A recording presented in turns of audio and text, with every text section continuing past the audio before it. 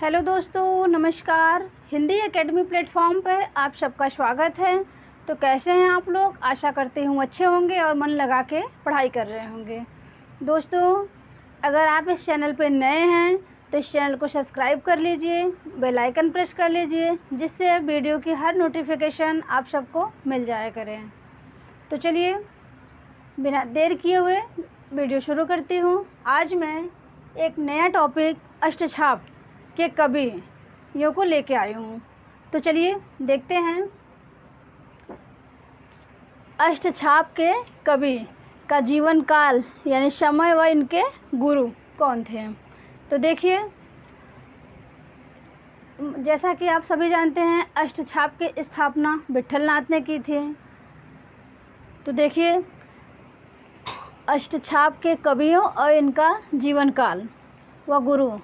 तो पहले नंबर पे आते हैं अष्टछाप के सबसे वरिष्ठ कवि कुंभन दास जी। कुंभन दास का समय है 1468 से 1583 ईस्वी।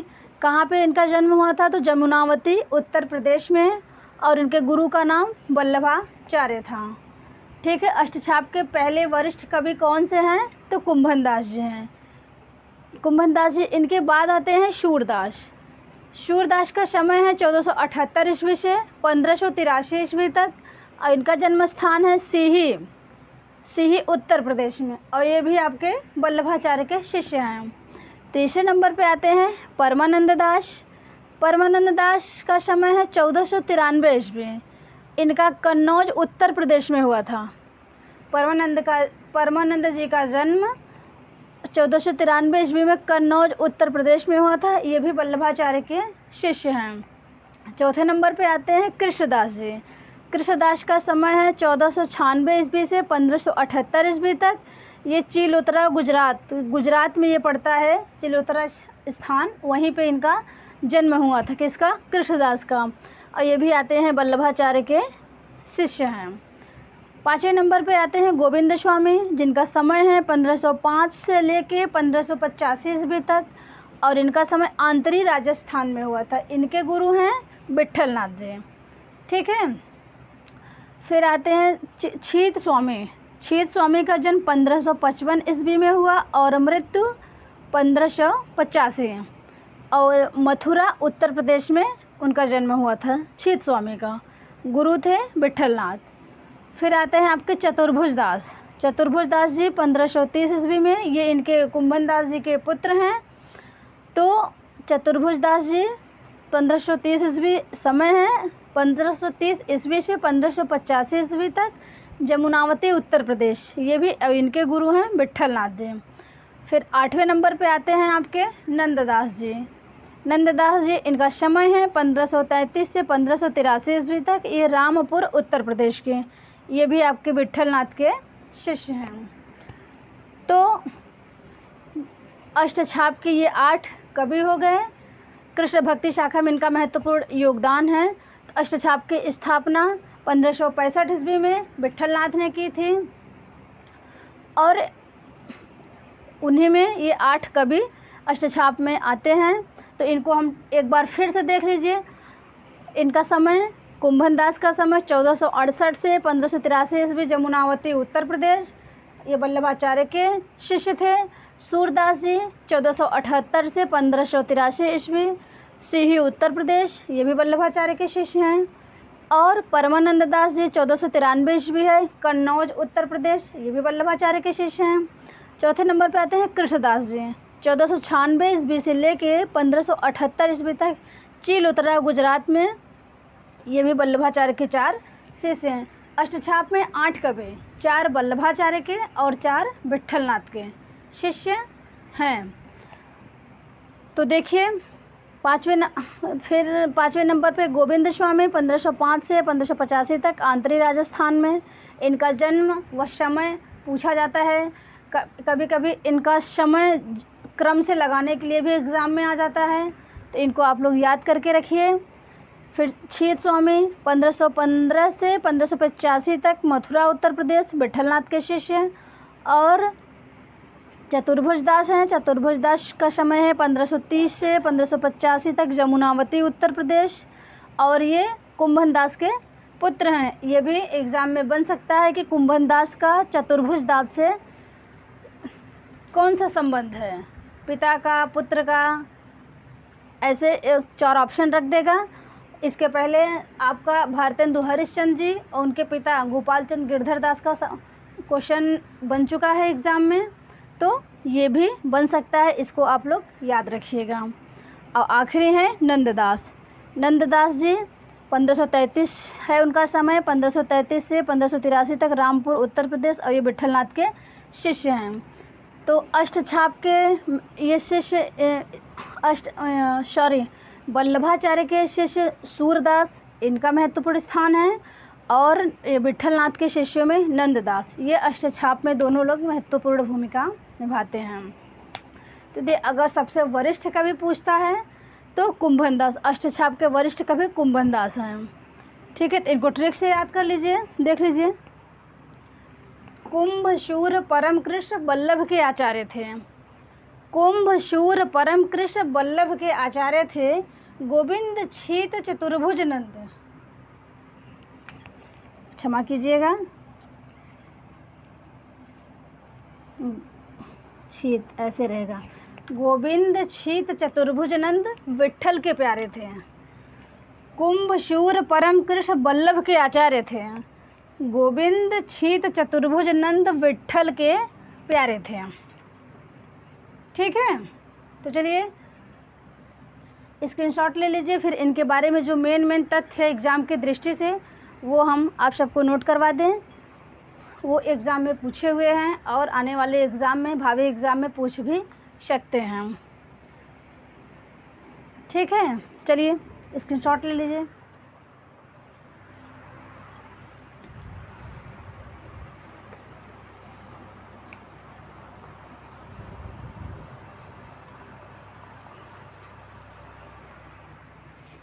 चलिए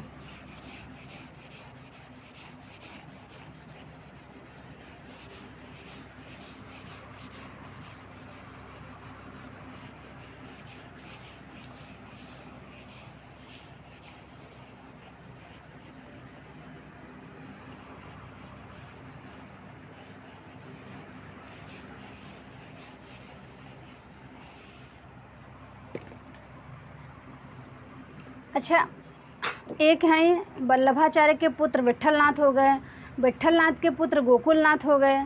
तो गोकुलनाथ ने 2 रचनाएं की हैं, कौन कौन सी बताइए आप लोग, कमेंट बॉक्स के थ्रू बताइएगा हमें। तो गोकुलनाथ ने जो 2 रचना की है, एक तो है 252 वैष्णव की वार्ता और एक है 84 वैष्णव की वार्ता। ठीक है, तो उसमें जो 84 वैष्णव की वार्ता है उसमें किनके शिष्यों का वर्णन है, आप हमको ये बताइएगा ज़रूर। और 252 वैष्णव की वार्ता में उसमें किनके शिष्यों का वर्णन है। तो देखिए, वल्लभाचार्य के पुत्र विट्ठलनाथ हो गए, विट्ठलनाथ के पुत्र गोकुलनाथ हो गए। तो गोकुलनाथ ने 2 रचना के 2 वार्ता साहित्य, 252 वैष्णव की वार्ता जिसमें विट्ठलनाथ के शिष्यों का वर्णन है, जीवन चरित है, और जो वल्लभाचार्य की थी 84 वैष्णव की वार्ता है उसमें वल्लभाचार्य के 84 शिष्यों का वर्णन है। ये भी यहीं पे नोट कर लीजिए।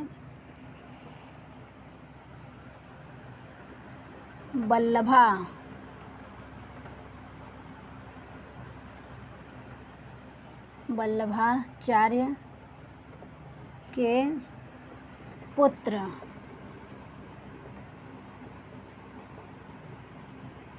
विट्ठलनाथ थे, और इनके पुत्र विट्ठलनाथ के पुत्र विट्ठलनाथ के पुत्र गोकुलनाथ थे,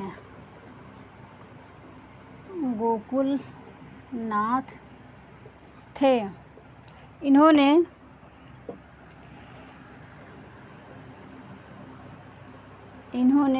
2 ग्रंथ, दो वार्ता साहित्य लिखे हैं। किसने? गोकुलनाथ ने वार्ता साहित्य लिखे। तो कौन कौन से? पहला है 84 वैष्णवन की वार्ता, 84 वैष्णवन, 84 वैष्णवन की वार्ता। इसमें 84 वैष्णवन की वार्ता में वल्लभाचार्य के शिष्यों का वर्णन है।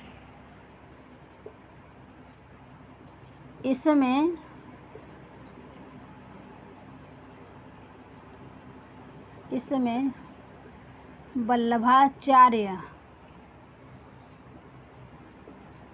के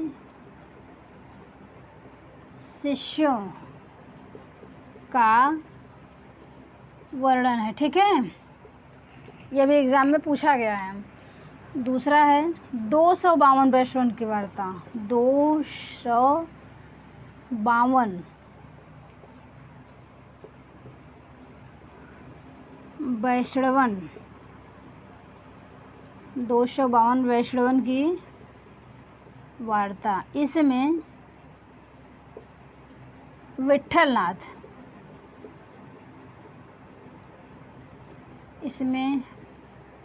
विट्ठलनाथ के शिष्यों का वर्णन है। चलिए ये भी नोट कर लीजिए आप लोग। वल्लभाचार्य,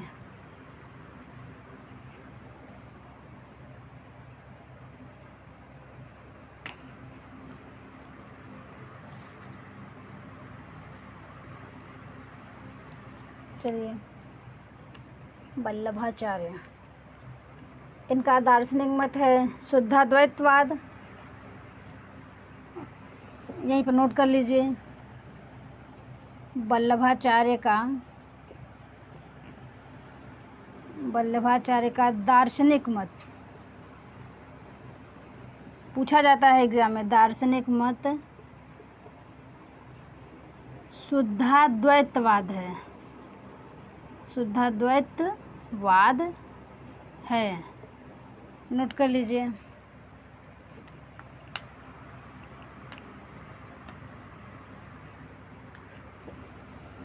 इनके गुरु हैं विष्णु स्वामी।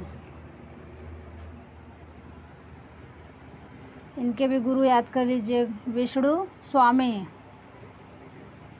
और इनका संप्रदाय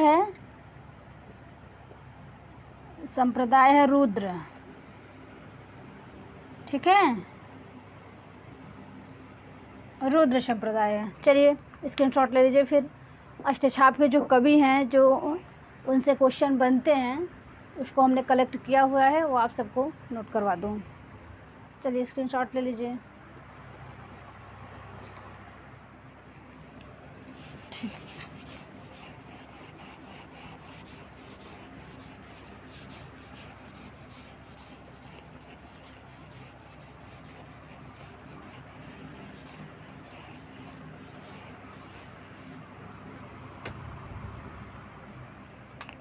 चलिए सूरदास जी, तथ्य है सब नोट करते चलिए।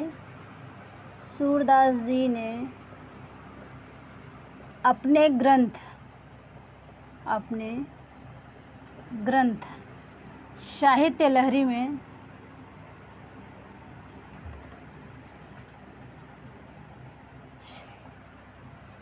साहित्य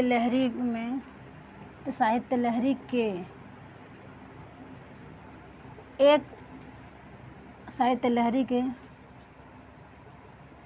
अंतिम पद में, सूरदास जी अपने ग्रंथ साहित्य लहरी के एक पद में, साहित्य लहरी के एक पद में अपनी वंश परंपरा का परिचय दिया है। अपनी वंश परंपरा का परिचय दिया है। क्षमा कीजिएगा, यहाँ ये नहीं है, ये एक पद साहित्य लहरी में, बस यही है। साहित्य लहरी में अपनी वंश परंपरा हाँ बस वंश परंपरा का परिचय दिया है।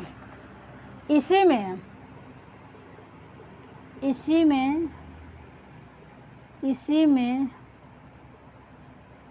अंतिम पद में अपने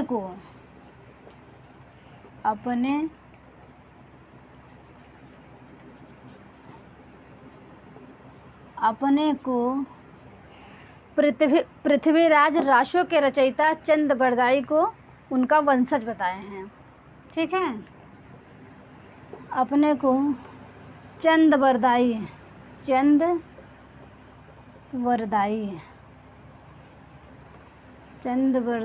का वंशज बताए हैं। तो देखिए, सूरदास जी अपने ग्रंथ साहित्य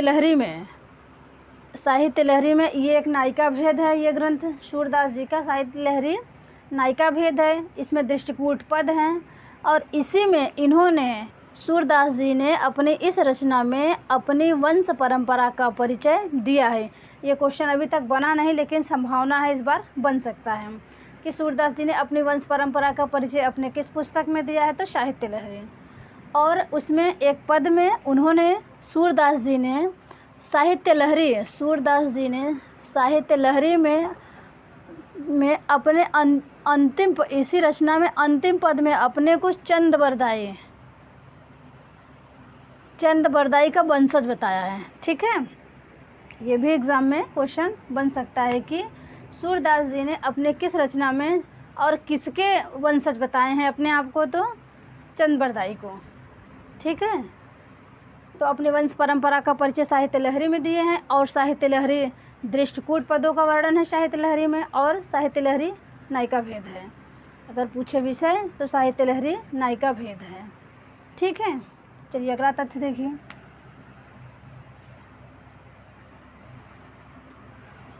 एक नीचे है ध्रुवदास।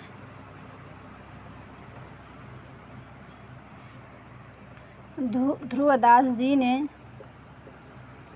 अपनी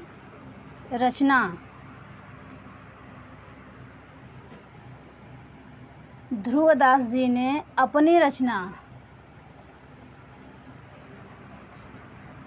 भक्त नामावली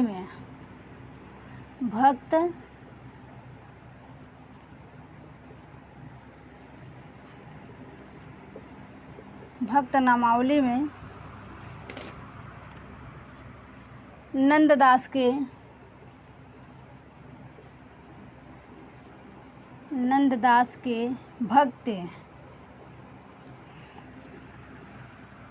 भक्ति की प्रशंसा की है। भक्ति की प्रशंसा, ये तथ्य जो है आचार्य चंद्र शुक्ल की बुक हिंदी साहित्य के इतिहास से हमने लिया हुआ है। ठीक है, मैं आपको स्रोत बता देती हूँ। ध्रुवदास जी ने अपनी रचना भक्त नामावली में नंददास जी के भक्ति की प्रशंसा किए हैं।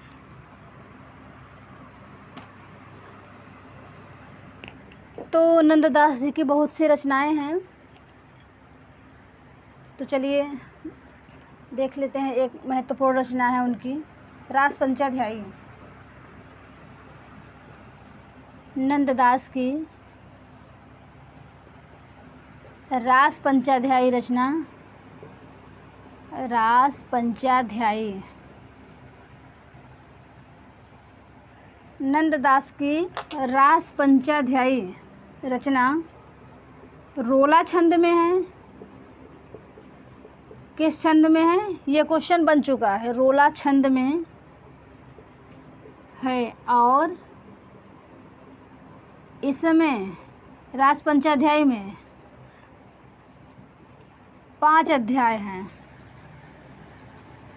5 अध्याय हैं। इसे यानी रास पंचाध्यायी को वियोगी हरि ने, रास पंचाध्यायी रचना को वियोगी हरि ने हिंदी का गीत गोविंद कहा है। हिंदी का गीत गोविंद।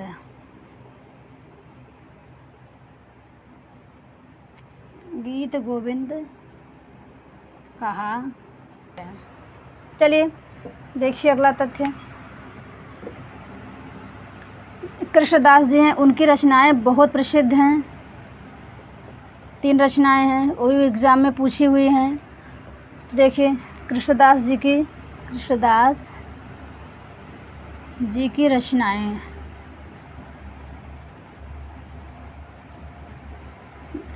जुगलमान चरित,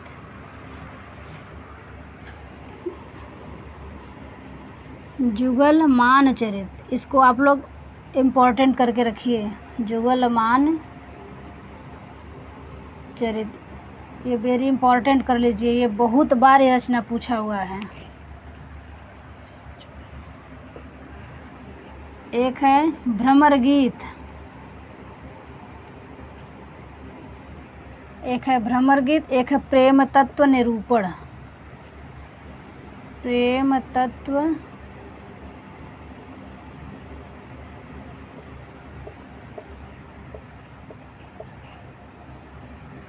ठीक है।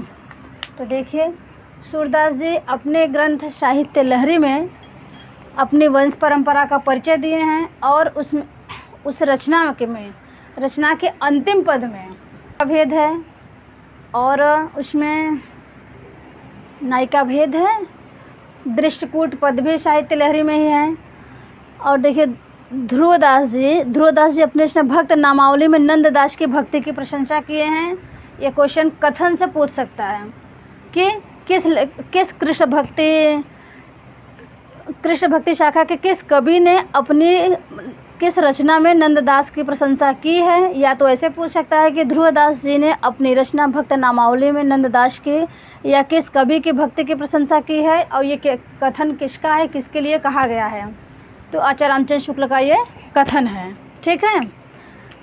नंददास जी की बहुत सी महत्वपूर्ण रचनाएं हैं, जिसमें ये अति महत्वपूर्ण है। राजपंचाध्यायी रोला छंद में है और 5 अध्याय हैं। इसको वियोगी हरि ने, किसने, तो वियोगी हरि ने हिंदी का गीत गोविंद कहा है। कृष्णदास की रचना जुगलमान चरित, भ्रमर गीत और प्रेम तत्व निरूपण, ये रचना इनकी बहुत बार टीजीटी में, पीजीटी में पूछा गया है, नेट में भी पूछा गया है। तो इसको आप लोग याद करके रखिएगा। ये दोनों रचनाएं मोस्ट इम्पॉर्टेंट हैं। भ्रमर गीत तो नहीं, लेकिन ये दोनों पूछा हुआ है। चलिए स्क्रीनशॉट ले लीजिए।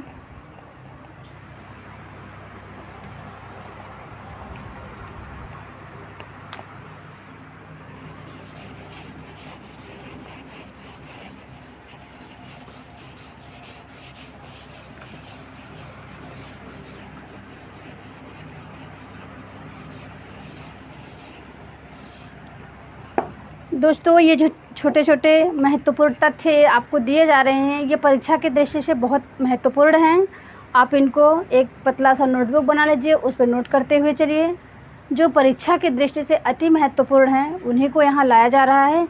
ये एग्ज़ाम में आपके लिए ये आपको बहुत हेल्पफुल साबित होंगे। आप इनको पढ़ते रहिए, आप अपना रिवीजन करते रहिए, तो आपको बहुत परीक्षा में आसानी होगी। और अभी ये सब रिपीटेड क्वेश्चन है, ये बार बार परीक्षा में दोहराए जाते हैं। ठीक है। एक बात और दोस्तों, हमारे चैनल पे आप नए हैं तो चैनल को सब्सक्राइब कर लीजिए। अगर वीडियो पसंद आता है तो वीडियो को एक लाइक कर दीजिए। चलिए आगे देखती हूँ। फिर अगले कवि हैं परमानंद दास जी के। परमानंद दास जी के 835 पद इनकी रचना है। परमानंद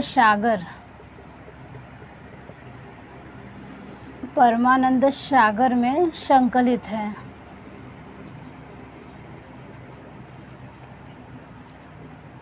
ठीक है। परमानंद दास जी के 835 पद परमानंद सागर में संकलित हैं। इनकी रचना है ये परमानंद दास जी के। कितने पद? तो 835 पद इसमें संकलित है परमानंद सागर में। अब अगले आते हैं कुंभन दास जी। ये सबसे अष्टछाप के सबसे वरिष्ठ कवि हैं, सबसे बड़े कवि हैं कुंभन दास जी। कुंभन दास जी के पुत्र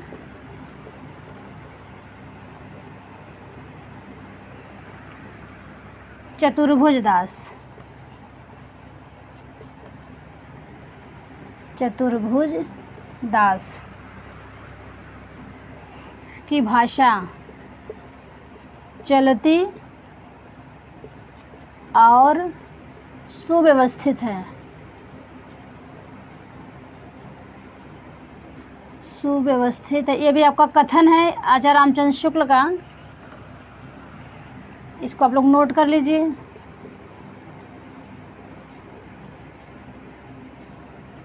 इसके पहले आपने अभी एक कथन पढ़ा, इसके पहले तो ये पढ़े थे आप, भक्त नामावली रचना में ध्रुवदास जी ने नंददास की प्रशंसा किए थे। वो भी शुक्ल जी का कथन था, वहाँ मैं शुक्ल जी लिखना भूल गई, लेकिन बताएं आप लोग नोट कर लीजिएगा। तो ये भी देखिए, कुंभन दास जी के पुत्र चतुर्भुज दास जी की चलती और की भाषा होगा,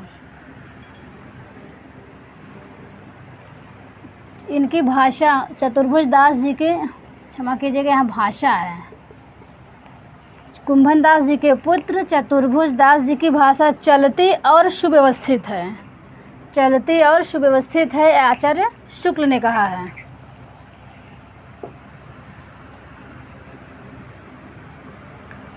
इनकी रचनाएं नोट कर लीजिए। कुंभन दास चतुर्भुज दास की रचनाएं बहुत महत्वपूर्ण हैं।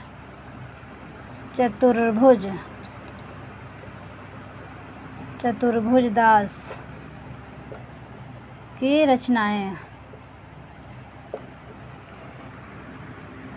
द्वादश यश,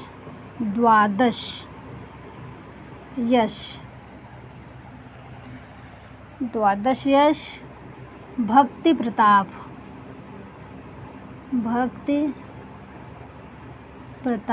और हितजु को मंगल, इनकी तीनों रचनाएं बहुत महत्वपूर्ण हैं।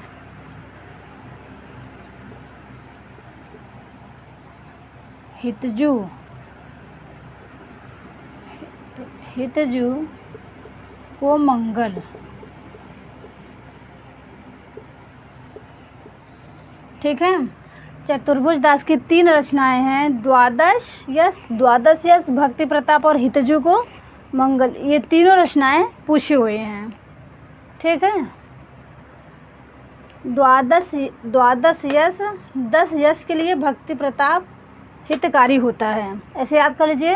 द्वादश यश यानी 10 यश के लिए द्वादश, 2 और 10, 12 यश के लिए भक्ति का प्रताप हितकारी होता है, ठीक है। इनकी एक चतुर्भुज दास की वो है, एक कुंभन दास ने फतेहपुर सीकरी जब अकबर ने इनको बुलाया था तो एक दोहा बोले थे ना, नीचे हमको याद नहीं आ रहा है, बहुत पॉपुलर है। आवत जात पनहिया टूटी बिसरी गयो हरि नाम, पहली लाइन में भूल रही हूँ, अभी मेरे मुंह में ये ध्यान नहीं आ रहा है। आवत जात पनहिया टूटी बिसरी गयो हरि नाम, ठीक है। एक उनकी और है महत्वपूर्ण पंक्ति चतुर्भुज दास की, हाँ अभी चलिए याद नहीं आ रहा है, नहीं नोट करा देती, बाद में आएगा तो याद करा दूँगी, लिखा दूँगी। छीत स्वामी, एक छीत स्वामी की पंक्ति है, ये महत्वपूर्ण है, इसको आप लोग नोट कर लीजिए। हे विधना तोसो, हे विधना तोसो अचरा पसारी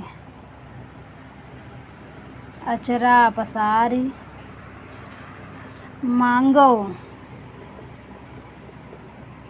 जन्म जन्म, जन्म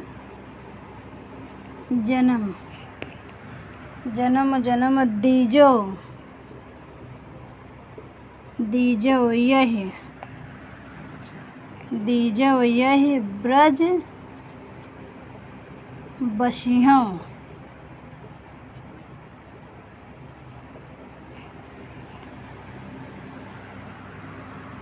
ब्रज बसिबों। ठीक है। ये छित स्वामी की महत्वपूर्ण पंक्ति है। हे विधना तोषो अचरा पसार मांग, जन्म जन्म दीजो यही ब्रज बसियों। ये भी एग्जाम में पूछा हुआ है। हे विधना तोषो अचरा पसार मांगो, जन्म जन्म दीजो यही ब्रज बसियों। तो देखिए एक और हैं गोविंद स्वामी, अष्टछाप के कवि गोविंद स्वामी। ये जो हैं इनकी विशेषता यह है गोविंद स्वामी जी की, गोविंद स्वामी कवि होने के साथ साथ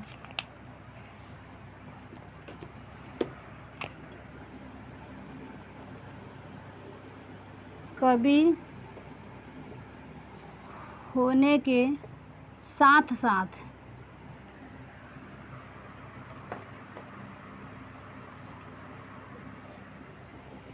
कवि होने के साथ साथ ये बड़े पक्के गवैये थे।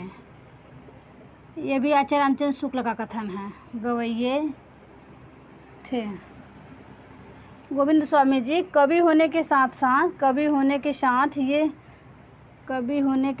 साथ ये बड़े पक्के गवैये थे। ये भी आचार्य शुक्ल का कथन है, आचार्य शुक्ल का है कथन। ठीक है।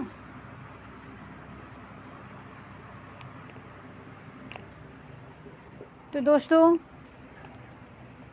आज हमने यही टॉपिक लिया था, अष्टछाप, अष्टछाप के कवि व उनके गुरु और उनका जन्म स्थान, समय और जो उनके बारे में मेन तथ्य है, जो महत्वपूर्ण कथन है, इनके मुख्य रचनाएं हैं, वही सब हमने लिया था। तो आज यहीं तक। तो दोस्तों कैसा लगा हमारा क्लास, और हमारे वीडियो